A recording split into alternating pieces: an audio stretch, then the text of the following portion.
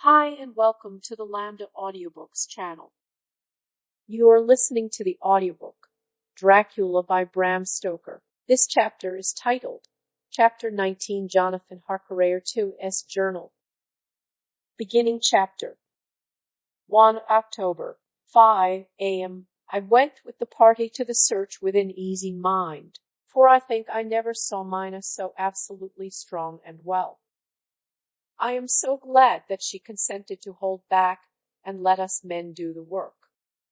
Somehow, it was a dread to me that she was in this fearful business at all. But now that her work is done, and that it is due to her energy and brains and foresight that the whole story is put together in such a way that every point tells, she may well feel that her part is finished, and that she can henceforth leave the rest to us.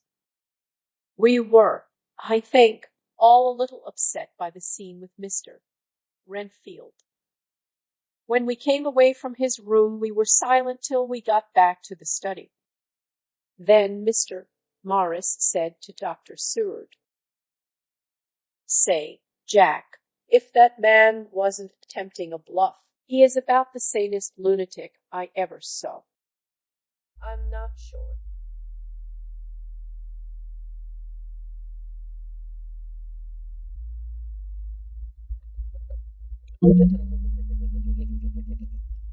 But I believe that he had some serious purpose, and if he had, it was pretty rough on him not to get a chance. Lord Godalming and I were silent, but Dr. Van Helsing added, "Friend John, you know more of lunatics than I do, and I'm glad of it, for I fear that if it had been to me to decide, I would before that last hysterical outburst have given him free.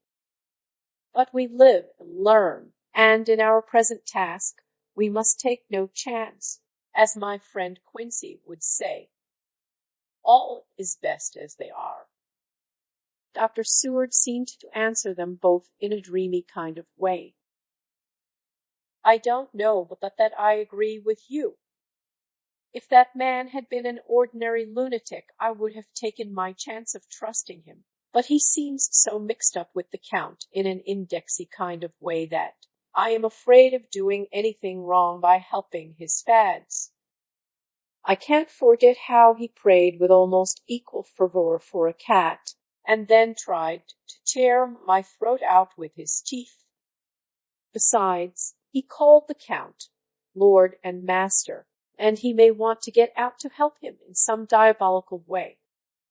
That horrid thing has the wolves and the rats and his own kind to help him, so I suppose he isn't above trying to use a respectable lunatic. He certainly did seem earnest, though I only hope we have done what is best. These things, in conjunction with the wild work we have in hand, help to unnerve a man." The professor stepped over, and laying his hand on his shoulder, said in his grave, kindly way, "Friend John, have no fear. We are trying to do our duty in a very sad and terrible case. We can only do as we deem best. What else have we to hope for, except the pity of the good God?" Lord Godalming had slipped away for a few minutes, but now he returned. He held up a little silver whistle, as he remarked, "That old place may be full of rats, and if so, I've got an antidote on call." Having passed the wall, we took our way to the house, taking care to keep in the shadows of the trees on the lawn when the moonlight shone out. When we got to the porch, the professor opened his bag, took out a lot of things, which he laid on the step, sorting them into 4 little groups, evidently one for each. Then he spoke. "My friends, we are going into a terrible danger, and we need arms of many kinds. Our enemy is not merely spiritual.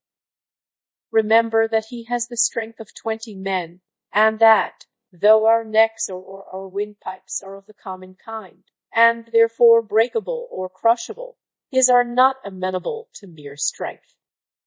A stronger man, or a body of men more strong in all than him, can at certain times hold him, but they cannot hurt him, as we can be hurt by him. We must, therefore, guard ourselves from his touch. Keep this near your heart. As he spoke, he lifted a little silver crucifix and held it out to me, I being nearest to him. Put these flowers round your neck. Here he handed to me a wreath of withered garlic blossoms. For other enemies more mundane, this revolver and this knife, and for aid in all, these so small electric lamps, which you can fasten to your breast, and for all, and above all at the last, this, which we must not desecrate needless.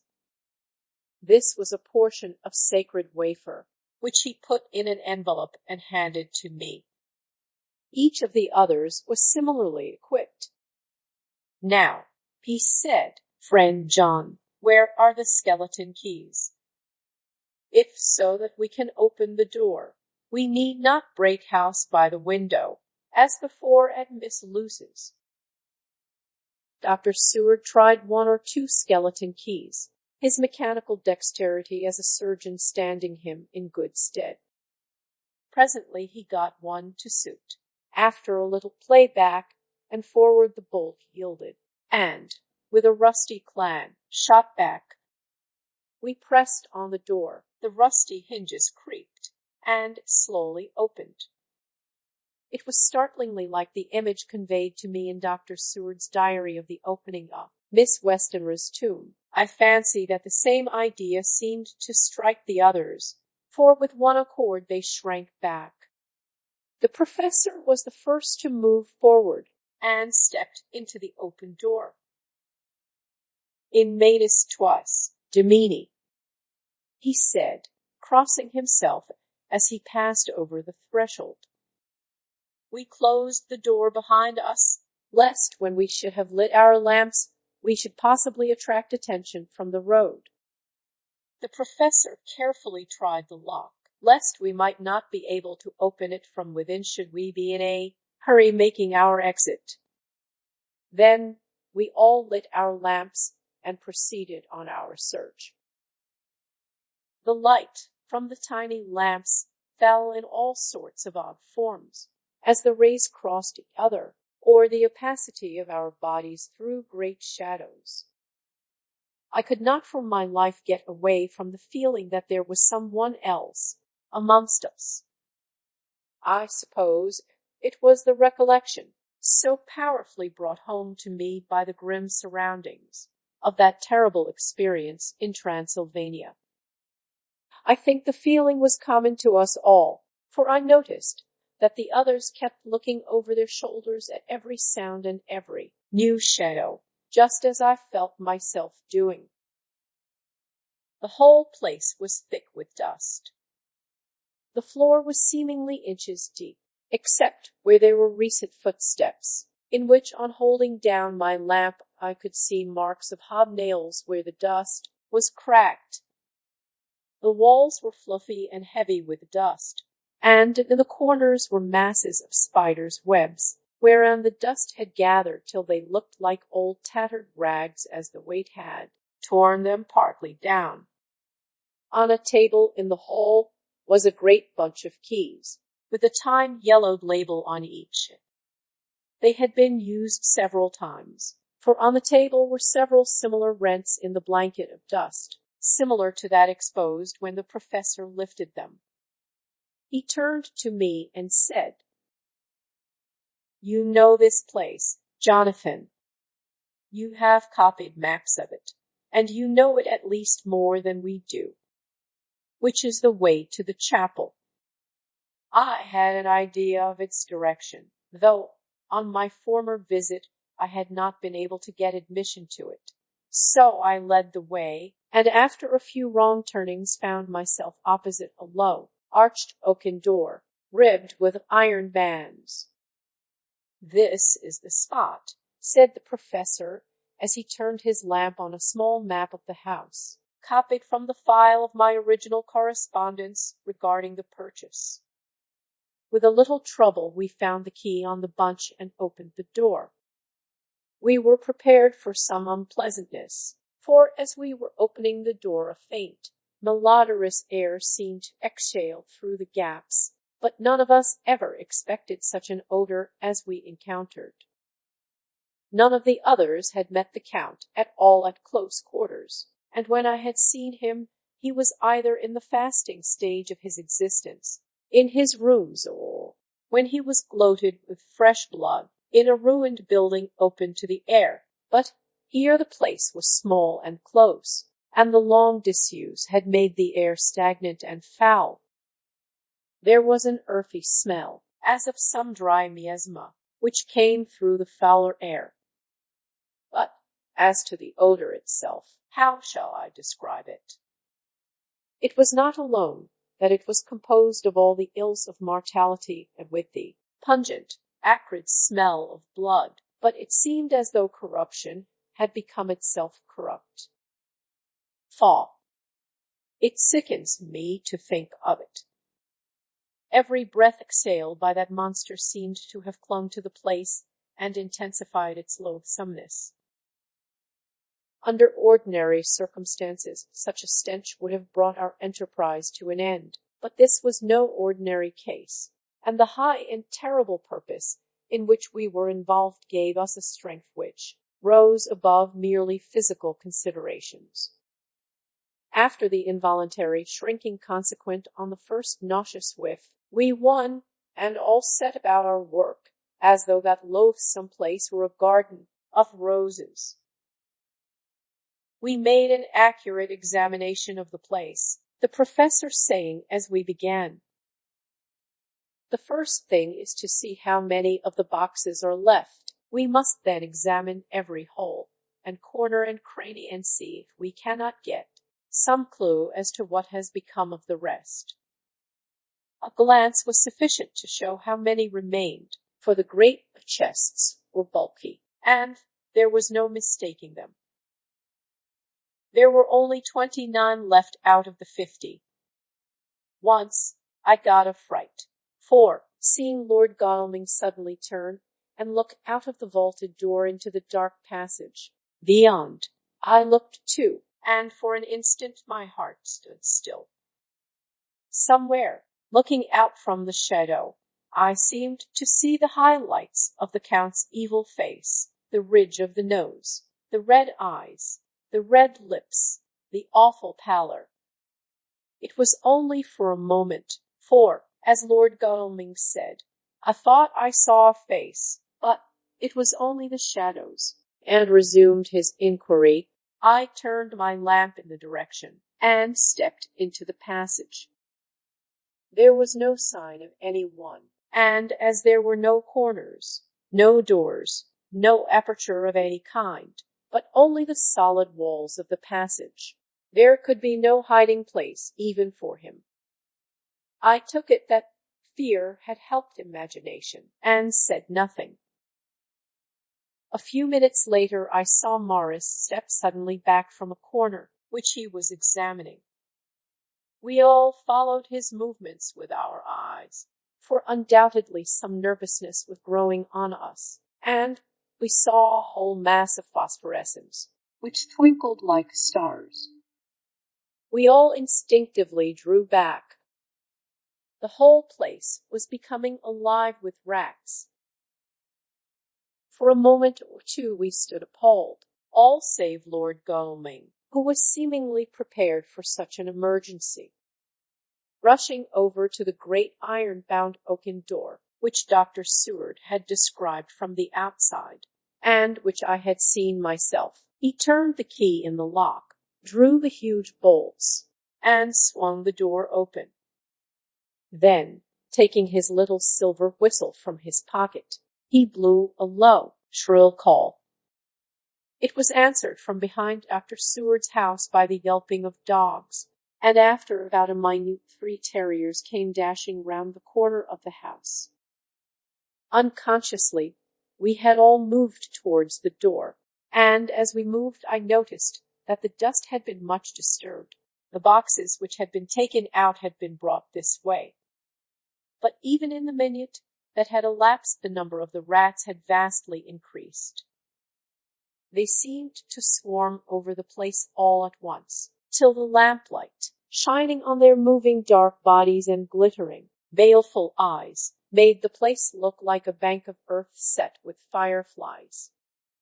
The dogs dashed on, but at the threshold suddenly stopped and snarled, and then, simultaneously lifting their noses, began to howl in most lugubrious fashion. The rats were multiplying in thousands, and we moved out. Lord Godalming lifted one of the dogs, and carrying him, placed him on the floor. The instant his feet touched the ground he seemed to recover his courage, and rushed at his natural enemies. They fled before him so fast that before he had shaken the life out of a score, the other dogs, who had by now been lifted in the same manner, had but small prey ere the whole mass had vanished. With their going it seemed as if some evil presence had departed, for the dogs frisked about and barked merrily as they made sudden darts at their prostrate foes, and turned them over and tossed them in the air with vicious shakes. We all seemed to find our spirits rise. Whether it was the purifying of the deadly atmosphere by the opening of the chapel door, or the relief which we experienced by finding ourselves in the open, I know not. But most certainly the shadow of dread seemed to slip from us like a robe, and the occasion of our coming lost something of its grim significance, though we did not slacken a whit in our resolution. We closed the outer door and barred and locked it, and, bringing the dogs with us, began our search of the house. We found nothing throughout except dust in extraordinary proportions, and all untouched save for my own footsteps when I had made my first visit.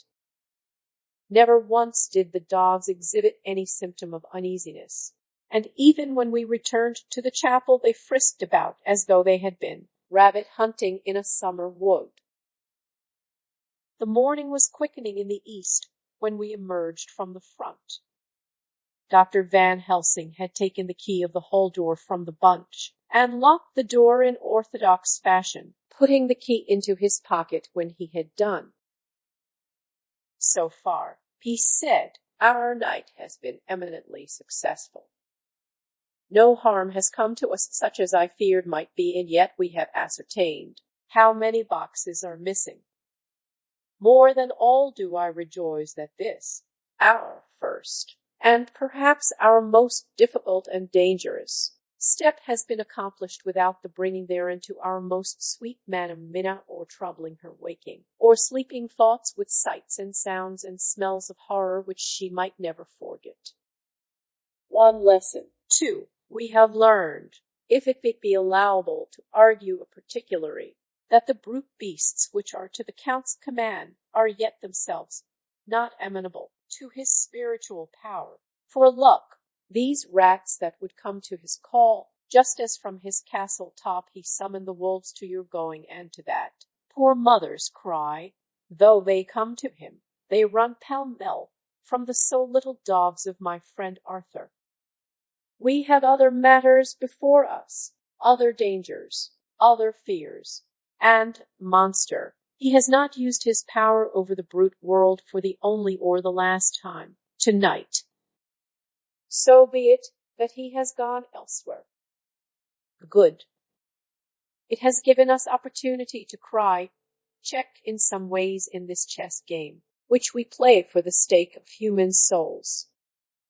And now let us go home. The dawn is close at hand, and we have reason to be content with our first night's work. It may be ordained that we have many nights and days to follow, if full of peril, but we must go on, and from no danger shall we shrink. The house was silent when we got back, save for some poor creature who was screaming away in one of the distant wards, and a low, moaning sound from Renfield's room. The poor wretch was doubtless torturing himself, after the manner of the insane, with needless thoughts of pain. I came tiptoe into our own room, and found Minna asleep, breathing so softly that I had to put my ear down to hear it. She looks paler than usual. I hope the meeting tonight has not upset her. I am truly thankful that she is to be left out of our future work, and even of our deliberations. It is too great a strain for a woman to bear. I did not think so at first, but I know better now. Therefore I am glad that it is settled. There may be things which would frighten her to hear, and yet to conceal them from her might be worse than to tell her if once she suspected that there was any concealment. Henceforth our work is to be a sealed book to her, till at least such time as we can tell her that all is finished, and the earth free from a monster of the nether world. I dare say it will be difficult to begin to keep silence after such confidence as ours, but I must be resolute, and tomorrow I shall keep dark over tonight's doings, and shall refuse to speak of anything that has happened. I rest on the sofa, so as not to disturb her. 1 October. Later, I suppose it was natural that we should have all overslept ourselves, for the day was a busy one, and the night had no rest at all. Even Minna must have felt its exhaustion, for though I slept till the sun was high, I was awake before her, and had to call 2 or 3 times before she awoke. Indeed, she was so sound asleep that for a few seconds she did not recognize me, but looked at me with a sort of blank terror, as one looks who has been waked out of a bad dream. She complained a little of being tired, and I let her rest till later in the day. We now know of 21 boxes having been removed, and if it be that several were taken in any of these removals, we may be able to trace them all. Such will, of course, immensely simplify our labor, and the sooner the matter is attended to the better. I shall look up Thomas Snelling today. Dr. Seward's Diary. 1 October. It was towards noon when I was awakened by the professor walking into my room. He was more jolly and cheerful than usual, and it is quite evident that last night's work has helped to take some of the brooding weight off his mind. After going over the adventure of the night, he suddenly said, "Your patient interests me much. May it be that with you I visit him this morning, or, if that you are too occupied, I can go alone if it may be. It is a new experience to me to find a lunatic who talk philosophy and reason so sound. I had some work to do which pressed, so I told him that if he would go alone I would be glad, as then I should not have to keep him waiting. So I called an attendant and gave him the necessary instructions. Before the professor left the room, I cautioned him against getting any false impression from my patient. But he answered, I want him to talk of himself and of his delusion as to consuming life things. He said to Madame Mina, as I see in your diary of yesterday, that he had once had such a belief. Why do you smile, friend Jean? Excuse me, I said, but the answer is here. I laid my hand on the typewritten matter. When our sane and learned lunatic made that very statement of how he used to consume life, his mouth was actually nauseous with the flies and spiders which he had eaten just before. Mrs. Harker entered the room. Van Helsing smiled in turn. Good, he said. Your memory is true, friend Jean. I should have remembered. And yet it is this very obliquity of thought and memory which makes mental disease such a fascinating study. Perhaps I may gain more knowledge out of the folly of this madman than I shall from the teaching of the most wise. Who knows? I went on with my work, And before long was through that in hand. It seemed that the time had been very short indeed, but there was Van Helsing back in the study. "Do I interrupt?" he asked politely as he stood at the door. "Not at all," I answered. "Come in. My work is finished, and I am free. I can go with you now, if you like." "It is needless. I have seen him." "Well, I fear that he does not appraise me at much." Our interview was short. When I entered his room, he was sitting on a stool in the center, with his elbows on his knees, and his face was the picture of sullen discontent. I spoke to him as cheerfully as I could, and with such a measure of respect as I could assume. He made no reply whatever. "Don't you know me?" I asked. His answer was not reassuring. "I know you well enough. You are the old fool Van Helsing. I wish you would take yourself and your idiotic brain theories somewhere else." Damn all thick-headed Dutchmen. Not a word more would he say, but sat in his implacable sullenness as indifferent to me as though I had not been in the room at all. Thus departed for this time my chance of much learning from this so clever lunatic. So I shall go, if I may, and cheer myself with a few happy words with that sweet soul Madam Mina. Friend John, it does rejoice me unspeakable that she is no more to be pained, no more to be worried with our terrible things. Though we shall much miss her help, it is better so. I agree with you with all my heart, I answered earnestly, for I did not want him to weaken in this matter. Mrs. Harker is better out of it. Things are quite bad enough for us, all men of the world, and who have been in many tight places in our time. But it is no place for a woman, and if she had remained in touch with the affair, it would in time infallibly have wrecked her. So Van Helsing has gone to confer with Mrs. Harker, and Harker, Quincy, and Art are all out following up the clues as to the earth boxes. I shall finish my round of work, and we shall meet tonight. Mina Harker's Journal. 1 October. It is strange to me to be kept in the dark as I am today, after Jonathan's full confidence for so many years, to see him manifestly avoid certain matters, and those the most vital of all. This morning I slept late after the fatigues of yesterday, and though Jonathan was late too, he was the earlier. He spoke to me before he went out, never more sweetly or tenderly, but he never mentioned a word of what had happened in the visit to the Count's house. And yet he must have known how terribly anxious I was. Poor dear fellow! I suppose it must have distressed him even more than it did me. They all agreed that it was best that I should not be drawn further into this awful work, and I acquiesced. But to think that he keeps anything from me! And now I am crying like a silly fool, when I know it comes from my husband's great love and from the good wishes of those other strong men.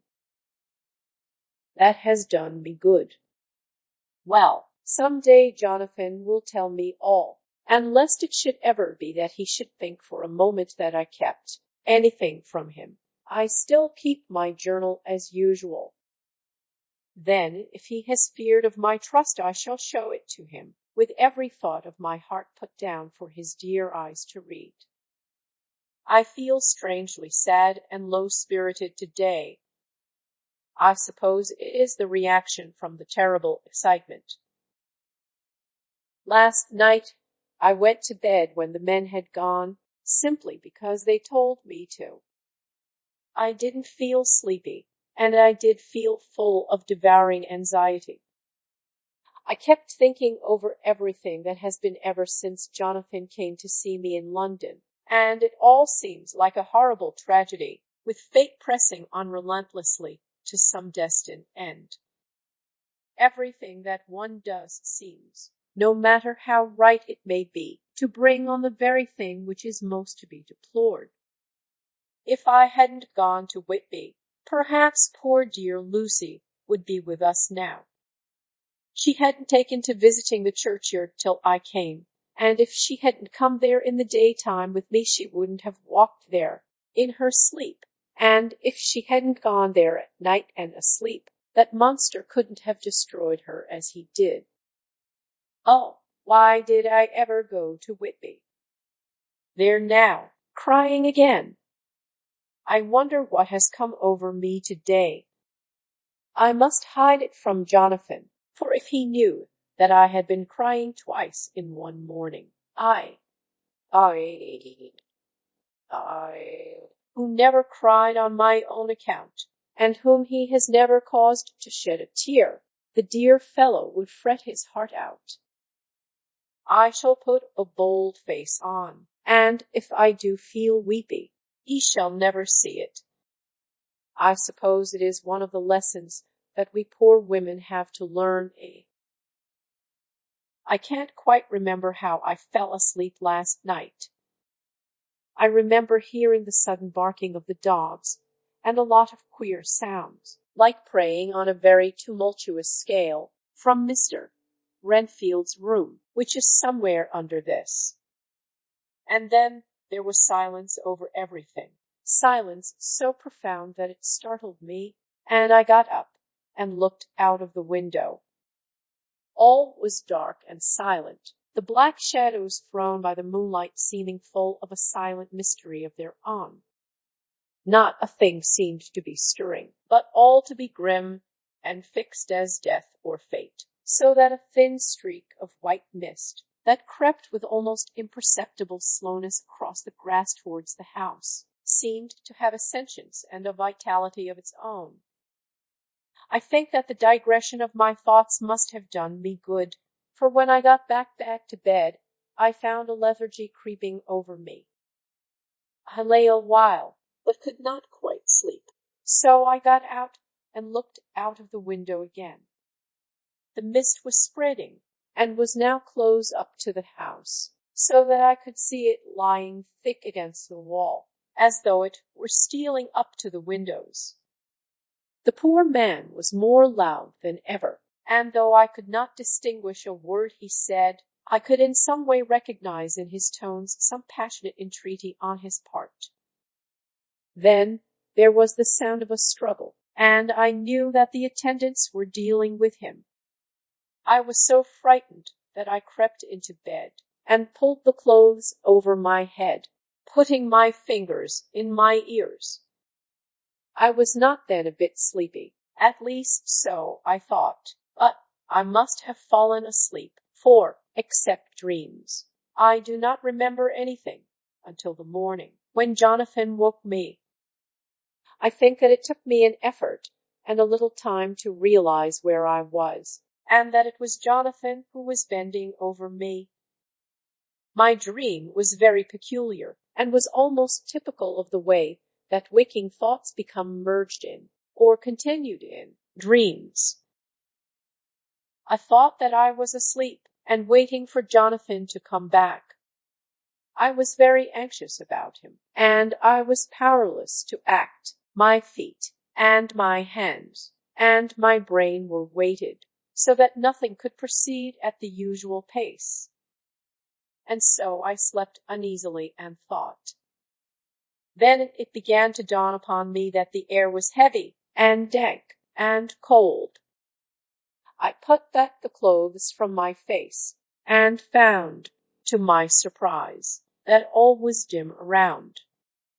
The gaslight, which I had left lit for Jonathan, but turned down, came only like a tiny red spark through the fog, which had evidently grown thicker and poured into the room.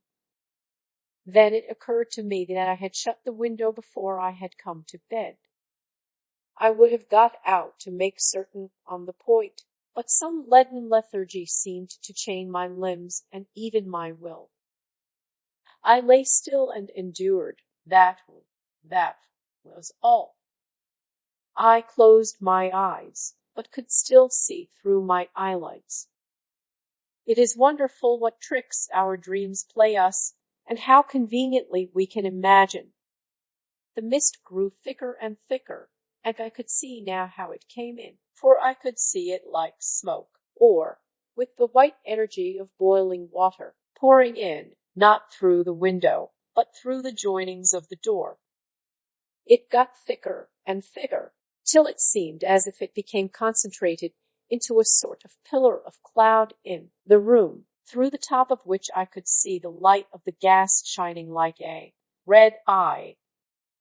Things began to whirl through my brain just as the cloudy column was now whirling in the room, and through it all came the scriptural words, a pillar of cloud by day and of fire by night.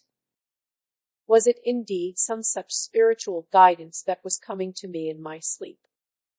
But the pillar was composed of both the day and the night guiding, for the fire was in the red eye, which at the thought got a new fascination for me, till, as I looked, the fire divided, and seemed to shine on me through the fog like two red eyes, such as Lucy told me of in her momentary mental wandering when, on the cliff, the dying sunlight struck the windows of St. Mary's Church. Suddenly the horror burst upon me that it was thus that Jonathan had seen those awful women, growing into reality through the whirling mist in the moonlight, and in my dream I must have fainted, for all became black darkness. The last conscious effort which imagination made was to show me a livid white face bending over me out of the mist. I must be careful of such dreams, for they would unseat one's reason if there were too much of them. I would get Dr. Van Helsing or Dr. Seward to prescribe something for me which would make me sleep, only that I fear to alarm them. Such a dream at the present time would become woven into their fears for me. Tonight I shall strive hard to sleep naturally. If I do not, I shall tomorrow night get them to give me a dose of chloral that cannot hurt me for once, and it will give me a good night's sleep. Last night tired me more than if I had not slept at all. 2 October 10 p.m. Last night I slept, but did not dream. I must have slept soundly, for I was not waked by Jonathan coming to bed, but the sleep has not refreshed me, for today I feel terribly weak and spiritless. I spent all yesterday trying to read, or lying down dozing. In the afternoon Mr. Renfield asked if he might see me. Poor man, he was very gentle, and when I came away he kissed my hand and bade God bless me. Some way it affected me much. I am crying when I think of him. This is a new weakness, of which I must be careful. Jonathan would be miserable if he knew I had been crying. He and the others were out till dinner time, and they all came in tired. I did what I could to brighten them up, and I suppose that the effort did me good, for I forgot how tired I was. After dinner, they sent me to bed, and all went off to smoke together, as they said, but I knew that they wanted to tell each other of what had occurred to each.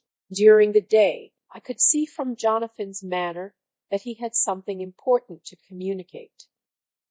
I was not so sleepy as I should have been, so before they went asked Dr. Seward to give me a little opiate of some kind, as I had not slept well the night before. He very kindly made me up a sleeping draught, which he gave to me, telling me that it would do me no harm, as it was very mild. I have taken it, and am waiting for sleep, which still keeps aloof.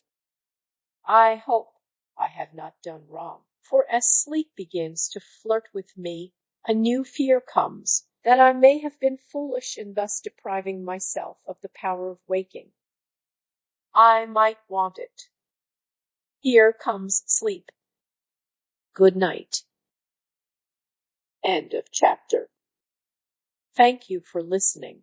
If you enjoyed this video, please hit the like button. If you are interested in hearing more audiobooks, subscribe and turn on the notifications to get fresh daily audiobook chapters from Lambda Audiobooks. Until next time.